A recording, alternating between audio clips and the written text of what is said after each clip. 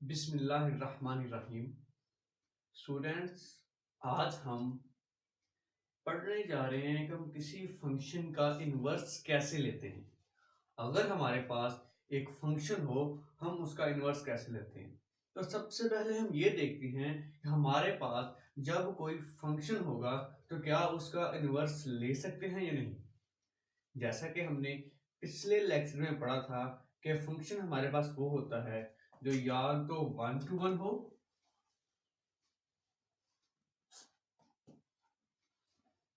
या फिर many to 1। तो क्या इनवर्स फंक्शन दोनों में ही हो सकता है। फंक्शन के लिए कंडीशन थी या तो हमारे पास जो रिलेशन है वो 1 to 1 हो या मैनी टू 1 हो। तो क्वेश्चन ये है कि इनवर्स किस फंक्शन का होगा, 1 to 1 का, मैनी टू 1 का या दोनों का। तो स्टूडेंट्स, इनवर्स फंक्शन हमेशा 1 to 1 रिलेशन में ही होगा, या कहा जाए एक फंक्शन का हम इनवर्स तब ले सकते हैं अगर वो फंक्शन 1 to 1 होगा। अगर वो फंक्शन मैनी टू 1 है तो हम उसका इनवर्स नहीं ले सकते। ठीक है, अब देखते हैं हम इनवर्स लेते कैसे हैं।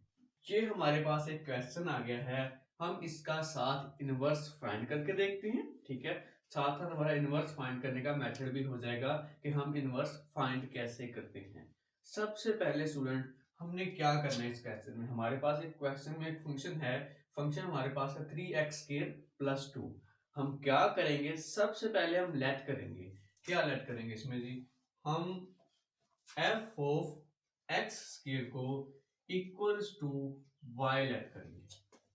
क्या करेंगे, f(x) को इक्वल्स टू y। जैसा कि हम जानते हैं अगर ये फंक्शन इसके इक्वल है, फर्ज किया ना हमने, लेट कर लिया। अब क्या करेंगे, अगर ये फंक्शन इसके साथ है, जैसे कि हम करते थे कि एक वैल्यू है हमारे पास a, वो b के साथ मल्टीप्लाई हो रही है, इस तरफ एक वैल्यू c थी। अगर हम a को इस तरफ लेके जाएंगे तो ये हमारे पास क्या हो जाता था, a इनवर्स c। वही काम हम यहाँ पे करेंगे। हम फंक्शन को अगर उस तरफ करेंगे या फंक्शन को उस तरफ लेके जाएंगे इक्वल के, तो x इज इक्वल टू आ जाएगा हमारे पास इनवर्स ऑफ y। ठीक है, अब inverse function of y is equal to x आ गया। जरा गौर करें, अगर हमने इसको इसके इक्वल लेट किया है तो यहां पर भी तो हम y लिख सकते हैं। तो क्या करेंगे, फंक्शन में f(x) की जगह पर y पुट करेंगे, तो हमारे पास क्या बन जाएगा, y is equal to 3x² + 2। हमने क्या करना है, हमने पहले इसको y के इक्वल रखा और इसमें से x की वैल्यू फाइंड की। इसको हमने कह दिया ये हमारे पास इक्वेशन 1 है। हम दोबारा क्या करने लगे हैं, हमने जो इसकी वैल्यू थी उसको भी y के इक्वल रखा और उसमें से भी x की वैल्यू भी फाइंड करनी है, x को ही अलग करना है। ठीक है, तो क्या करेंगे जी, x के साथ 2 प्लस हो रहा है, ये इस तरफ आ जाएगा तो हो जाएगा y - 2 is equal to 3x²। अब नेक्स्ट हम क्या करेंगे, इसके साथ 3 मल्टीप्लाई हो रहा है तो इक्वल के इस तरफ आके डिवाइड हो जाएगा, तो ये बन जाएगा y - 2/3 is equal to x²। उसके ऊपर है स्क्वायर, हमें चाहिए x। क्या करेंगे, दोनों तरफ स्क्वायर रूट ले लेंगे, तो यहां पर भी स्क्वायर रूट और यहां पर भी स्क्वायर रूट, तो ये हमारे पास आ जाएगा y - 2/3 square root is equal to x। Student, अब यहां पर थोड़ा सा गौर किया जाए, एनालाइज किया जाए। ये वाली जो वैल्यू हमने निकाली थी जिसको हमने इक्वेशन 1 का नाम दिया था, ये भी हमारे पास x के इक्वल थी। इसमें ये वाली वैल्यू भी x के इक्वल है। अगर ये भी x के इक्वल है, ये भी x के इक्वल है, इसका मतलब है ये वाली जो वैल्यू हमारे पास है ये इसके भी इक्वल होगी। तो हम इससे लिखेंगे f(y) inverse is equal to, क्या करेंगे यहां पर, ये क्योंकि x के इक्वल है और x इसके इक्वल है तो ये वाली वैल्यू डायरेक्ट इसके इक्वल होगी, तो यहां पर आ गया y - 2/3 स्क्वायर रूट। हमने यहां पर इनवर्स फाइंड कर लिया है, लेकिन हमारा जो क्वेश्चन है वो x की फॉर्म में है। हमें आंसर भी वेरिएबल x में चाहिए, y में नहीं। हम यहां पर क्या करेंगे, जैसे कि आप सब लोग ये बात जानते हैं, वेरिएबल यहाँ x हो या y हो कोई फर्क नहीं पड़ता, वेरिएबल तो वेरिएबल है, ठीक है। हम y की जगह पर रिप्लेस कर देंगे x को। क्या लिखेंगे, we are replacing y with x।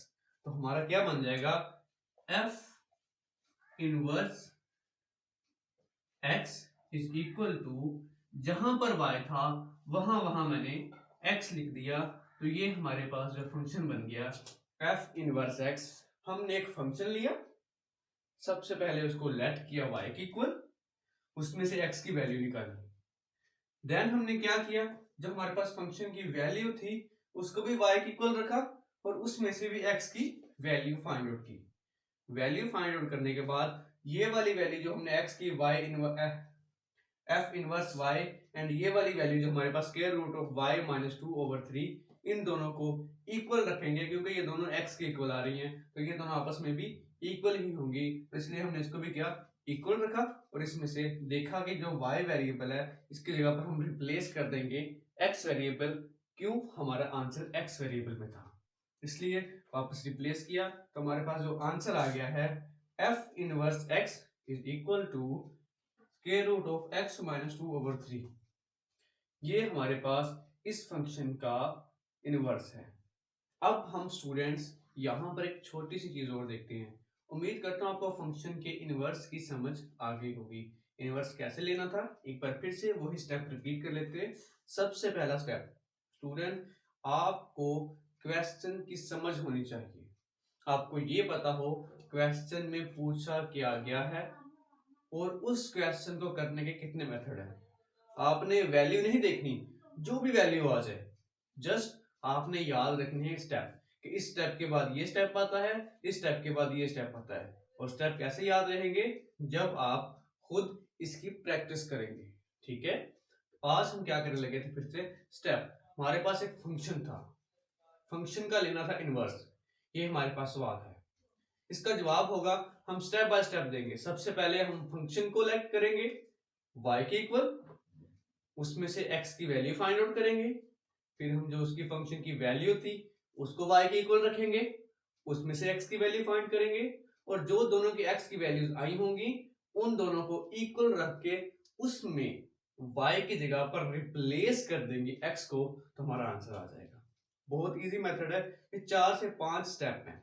आपने स्टेप याद करना है, आपने क्वेश्चन को याद नहीं करना। अगर आपको उसके स्टेप समझ आते हैं तो आप जो भी क्वेश्चन आ जाएगा आप कर लेंगे, लेकिन अगर आप उसके स्टेप पे फोकस नहीं करते तो आप जैसे उसके सॉल्यूशन के ऊपर जो एक क्वेश्चन है उसको देखेंगे तो आप फिर वही क्वेश्चन कर पाएंगे, उसके अलावा कोई नहीं। आपने बेसिकली स्टेप पे गौर करना है, इसके बाद आगे कौन सा स्टेप हो रहा है। अब हम चलते हैं जी, फंक्शन की डोमेन और रेंज हमने पिछले लेक्चर में कवर कर ली थी। आज हम करेंगे इनवर्स फंक्शन की डोमेन एंड रेंज।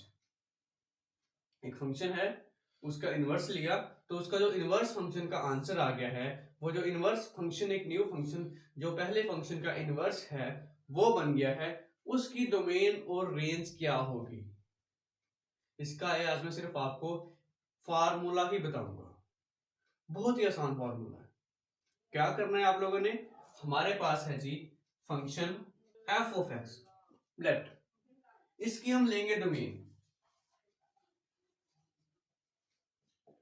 हमने जी फंक्शन की ली डोमेन, अब हमने उसके फाइंड करना है फंक्शन के इनवर्स के डोमेन एंड रेंज। लेकिन मैं कर क्या रहा हूं, क्योंकि फंक्शन का इनवर्स जब कहा जाए फिर ही देना है, वैसे हम फंक्शन के थ्रू ही फंक्शन के इनवर्स के डोमेन रेंज मालूम कर सकते हैं। कैसे, ये देखें, डोमेन ऑफ फंक्शन, उसके बाद हम लेंगे रेंज ऑफ फंक्शन, जो कि आपको मैंने पिछले लेक्चर में बताया था कि आपने डोमेन एंड रेंज फंक्शन की कैसे फाइंड आउट करनी है।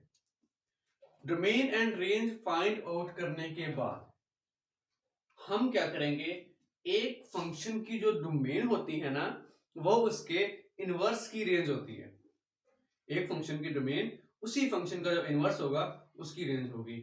मतलब कहा जाए domain of function is equal to range of इसी फंक्शन का इनवर्स।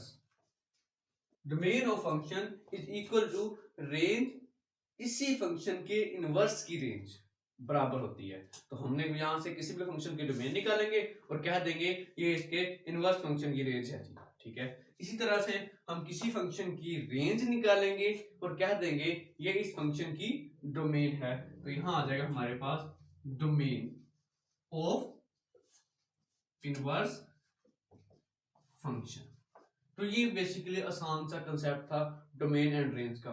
डोमेन वो वाली वैल्यूज होती हैं जो हम किसी फंक्शन के अंदर पुट कर सकते हैं, रेंज वो वाली वैल्यूज होंगी जो उसमें पुट करने के बाद आंसर आता है। ठीक है स्टूडेंट, उम्मीद करता हूँ आपको इस लेक्चर की समझ आ गई होगी। Thank you so much. अगर इसमें से कोई भी आपका क्वेश्चन हो आप कमेंट बॉक्स में पूछ सकते हैं और डिस्क्रिप्शन में मेरे व्हाट्सएप ग्रुप का लिंक भी है, वहां पर जाके आप मुझसे रब्ता कर सकते हैं। Thank you so much.